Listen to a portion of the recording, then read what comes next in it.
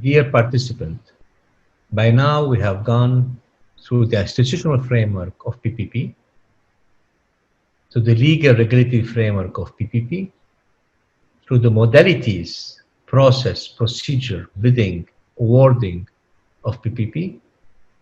We also discussed some of the challenging facing government when they step in doing PPP.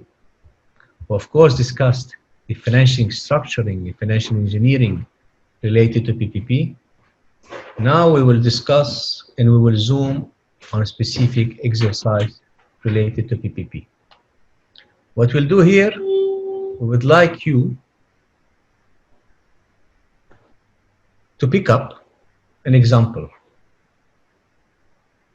where you will try to apply what you learned from this exercise, from this model, from this experience, from listening to what we have to say. Keep in mind 2 points. First, each PPP project must be considered individually. No generalities. No one size fits all. Each project has its characteristic, its own life, its own objective, its own constituency, its own financial structure. Whether experience with national or international provide valid and useful reference for project development, each project must respond to its own context, enabling environment, objective, and dynamic. In this context, you have to keep in mind 5 concepts. There is no such as one structure of PPP, as we looked in the different modules. There are alternative PPP structure, and you will have to decide, do you want to provide this public service through a form of contract, concession contract, through BOT, BTO, or simply management contract? Do you have the legal regulatory enabling environment to help make those transactions feasible, successful, or the legal framework is an impediment for making PPP happen? You have also to look at the financial and economic implication of PPP. Those projects should be beneficial for the public sector, for the service provider, for the citizen receiving the service, for the financiers, and it should have an economic application. That's where we do PPP. It has to improve economic impact of the project. You have to look also at the financial engineering and structuring funding. What kind of debt, what kind of equity, what kind of guarantee. If you as government want to put some of your own money, if you can put some grant money you receive from donors. The 5th question is about the conception, planning, and implementation. So these 5 concepts should be in your mind as you prepare your exercise and as you design the PPP for the project that you will identify.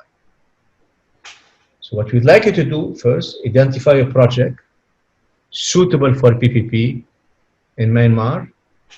It could be power generation, transport project, water, wastewater, telecommunication project, municipal solid waste project, health project, education project. Up to you to define the sector that you know well, where you think there is an opportunity to get the private sector. You have first to explain to us the main characteristic and objective of the project. What do you plan to achieve? Are you trying to improve quality? Are you trying to expand the project? Is this a new clean project, what we call a greenfield project, or expanding an existing project, which is a brown project? What kind of PPP model you had in mind?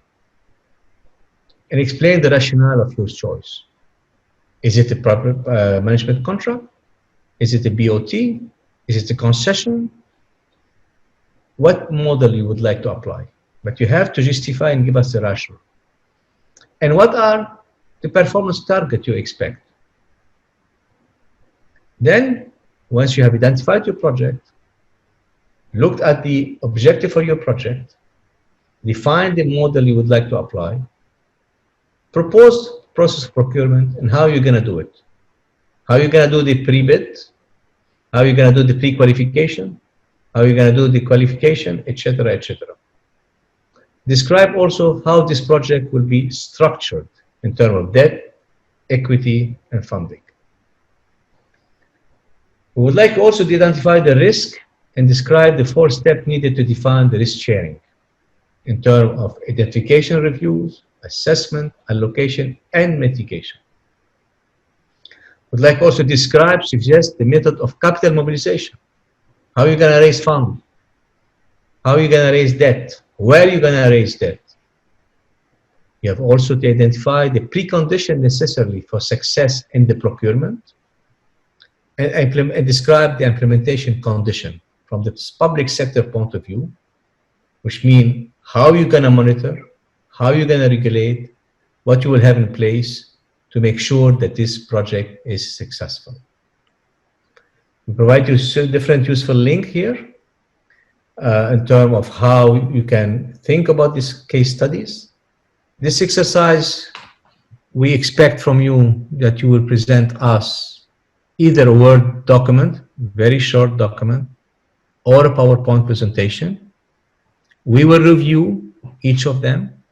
We will provide you comments and feedback on the case. Don't be afraid being innovative. Go beyond the curve in terms of thinking. Try to identify also the constraints. And if you don't have all the answers to the question, that's fine. You can also ask question back, but try at least to give us a framework of the way you think the project that you have identified could be implemented in the country. Thank you.